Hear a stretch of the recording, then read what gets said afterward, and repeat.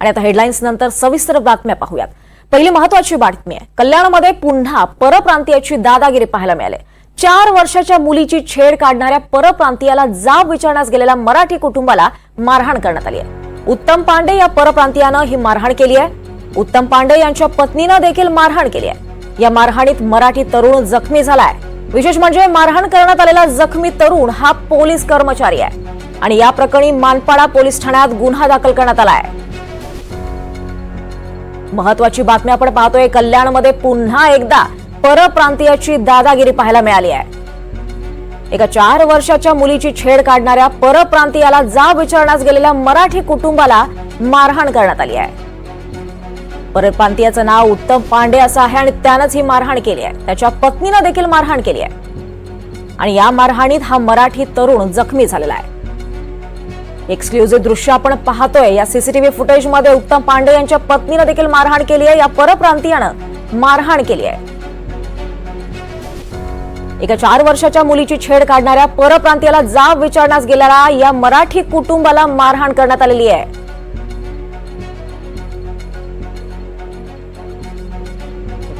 वाद निर्माण झाला होता। त्यामध्ये एक अल्पवयीन मुलगी 9 वर्षाची आहे, तिचा विनयभंग केला शेजाऱ्यांनी अशी तिच्या आईवडिलांनी कंप्लेंट केली।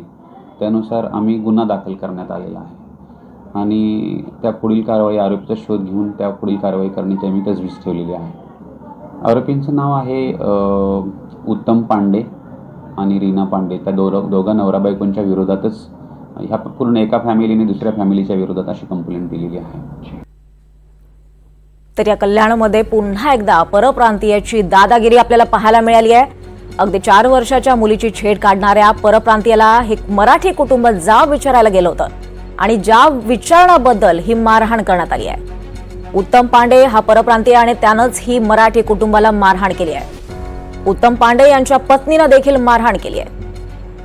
काही दिवसांपूर्वीच, अगदी 2 दिवसांपूर्वीच कल्याणमध्येच हे मारहाणीचं प्रकरण उघडकीस आलं होतं। परप्रांतीयानं मराठी कुटुंबाला मारहाण केली होती आणि त्यावरच राजकीय प्रतिक्रिया उमटल्या होत्या, संताप व्यक्त करण्यात आला होता आणि आता पुन्हा एकदा कल्याणमध्येच परप्रांतीयाची दादागिरी पाहायला मिळाली आहे।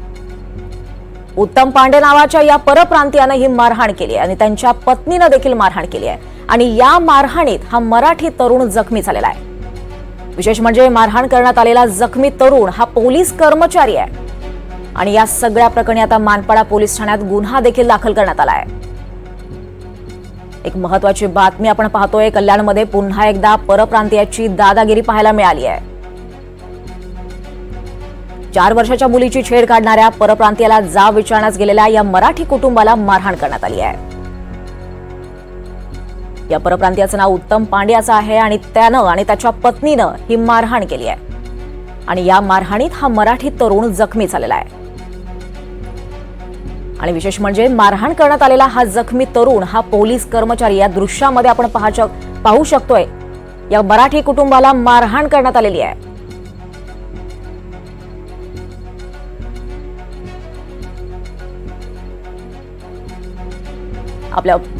आपल्याबरोबर मनसे नेते अविनाश जाधव आहेत। अविनाशजी, स्वागत आहे आपल्या एनडीटीव्ही मराठीवर। अगदी काही दिवसांपूर्वीच अविनाशजी, हा मराठी विरुद्ध परप्रांतीय हा मुद्दा चव्हाटीवर आला होता। कल्याणमध्ये मारहाण करण्यात आली होती मराठी कुटुंबाला आणि आता पुन्हा एकदा कल्याणमध्येच परप्रांतीयाची दादागिरी पाहायला मिळते। काय तुमची प्रतिक्रिया काय आहे यावर?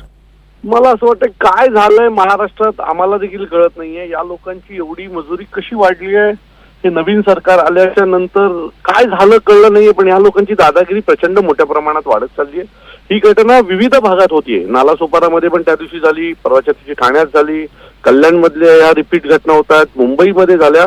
सो मला असं वाटतं की कायदा सुव्यवस्थेची जी भीती होती एवढे दिवस, ही यांच्या मनातली संपलेली आहे आणि एक दुसरी भीती होती त्यांच्यावर महाराष्ट्र नवनिर्माण सेनेची, ती पण कुठेतरी संपत चालली आहे की काय, असं आम्हाला आता वाटायला लागलेलं आहे। मी माननीय मुख्यमंत्र्यांना विनंती करीन की तुम्ही या लोकांना चाप घाला, नाहीतर आमची भीती आणि आम्ही मराठी माणसासाठी काय करू शकतो हे आम्हाला यांना दाखवून द्यायला लावू नका। नाहीतर 2009ला जे घडलं होतं, ट्रेन भरून लोक आपल्या आपल्या गावी परत निघून गेली होती, तशी काय पुन्हा परिस्थिती या महाराष्ट्रात आम्हाला उभी करायला लावू नका, ही माझी मुख्यमंत्र्यांना विनंती आहे। नक्कीच अविनाशजी, धन्यवाद आपण एनडीटीव्ही मराठीला दिलेल्या या प्रतिक्रियेबद्दल।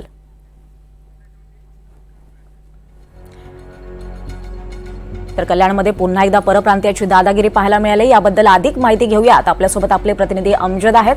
अमजद, कल्याणमध्ये ही जी परप्रांतीयाची पुन्हा एकदा दादागिरी पाहायला मिळाली, हे सीसीटीव्ही फुटेज आपण पाहतोय, नेमकं काय घडलं इथे?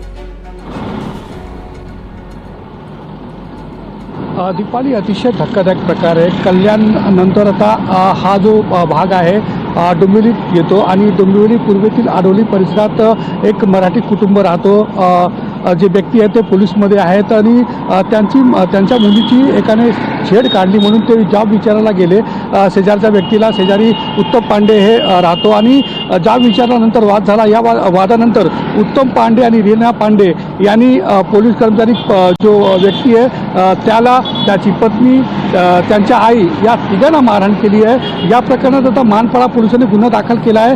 अद्याप अटकेची कारवाई काय केलेली नाही आहे। मात्र या घटनेमुळे एकच खळबळ आहे, कारण की परत एकदा मराठी कुटुंबियाला परप्रांतीय कुटुंबियाकडून मारहाण केली जाते। हे कुठेतरी याबाबत आता प्रश्नचिन्ह उपस्थित होत आहे। दीपाली, धन्यवाद अमजद, आपण दिलेल्या या सगळ्या सविस्तर माहितीसाठी।